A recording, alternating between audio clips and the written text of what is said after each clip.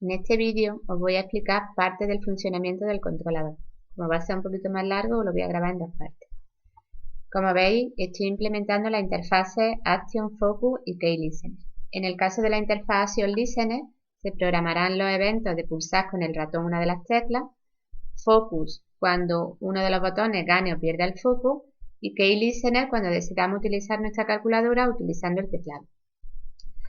En cuanto a variables de distancia, como estáis viendo, normalmente los controladores van a tener dos variables de distancia. Una que sería la vista, que es lo que os da acceso a todo lo que sería la parte gráfica de vuestra aplicación, a todos los componentes, y otra que normalmente es el modelo, que es el que se encarga de la lógica de la aplicación, de lo que sería la parte que controla, como bien os digo, la parte lógica y funcionamiento en sí de la aplicación.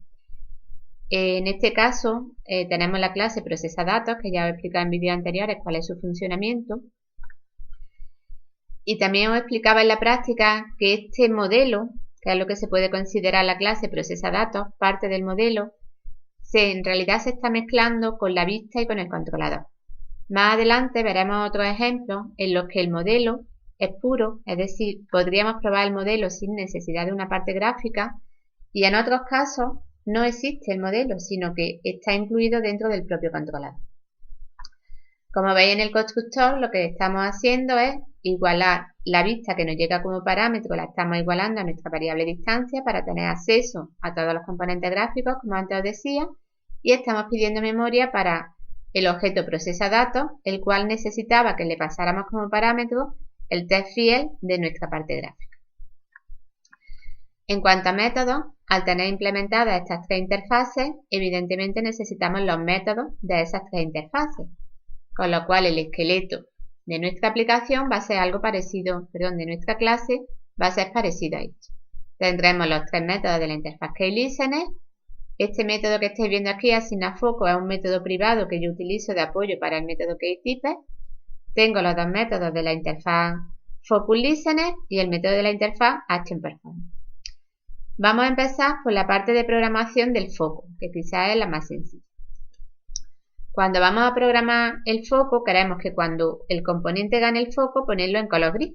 Es decir, si yo voy pulsando, lo vamos poniendo.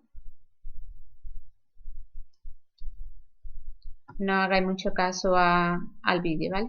Es que estaba haciendo prueba. Bueno, cuando ibais pulsando sobre los botones, se van poniendo en color gris. Cuando dejemos de pulsar el botón, lo dejaremos otra vez en el color que teníamos por defecto. ¿Cómo conseguimos volver al color por defecto? Bueno, pues lo que haríamos, os lo voy a explicar de varias formas, haciendo pruebas antes, por eso me estaba fallando.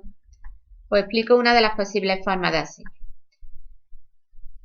Lo primero es explicaros este objeto botón pulsado para qué me sirve. Fijaros que lo que yo estoy haciendo es el objeto que ha provocado el evento, que es el objeto arg0, si llamo al método getSource me devuelve una referencia a ese objeto. Pero claro, getSource me está devolviendo algo de tipo object. Eso me va a limitar mucho los métodos que yo voy a poder utilizar sobre ese objeto. También podríamos haber utilizado getComponent, que me devolvía algo de tipo component, y eso me permitía el acceso a muchos más métodos. Pero aún así, no voy a poder utilizar todos los métodos de la clase botón. Entonces, como yo estoy segura de que el objeto que ha provocado el evento es un botón, pues lo que le hago es un casting a ese objeto que ha provocado el evento y lo convierto a botón. Por eso botón pulsado ya va a ser una referencia de tipo JButton al botón que yo haya pulsado en la calculadora en un momento. O al que haya ganado, en este caso al que haya perdido el foco. Lo que estoy haciendo para el tema de cambiarle el color va a ser preguntar por el texto del botón. Como tengo menos botones en el color por defecto que numéricos, por eso he optado por preguntar por ello. Con lo cual pregunto si es uno de los operadores aritméticos su texto o el punto o el igual. En esos casos le voy a dejar el color por defecto de los botones de Java, que la forma de obtener ese color por defecto es mediante el método getColor de la clase UIManager y especificándole entre paréntesis button background.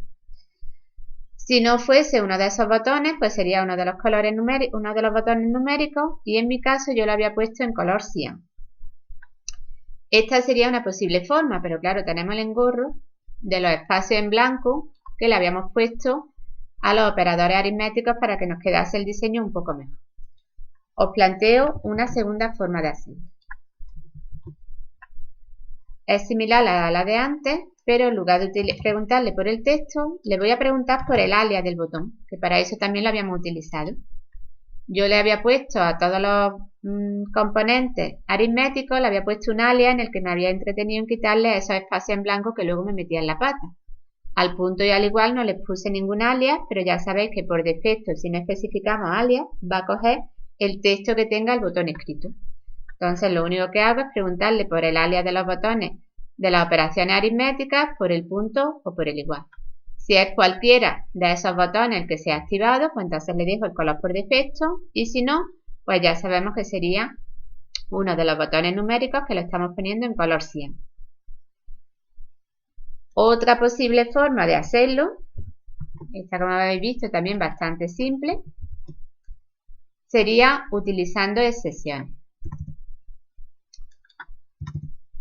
Lo que voy a hacer en este caso es que voy a intentar convertir, utilizando el parseo, utilizando el método parseInt, voy a intentar convertir el texto del botón, ¿vale? Lo obtengo con el método getText, esto me va a devolver un string con el texto del botón.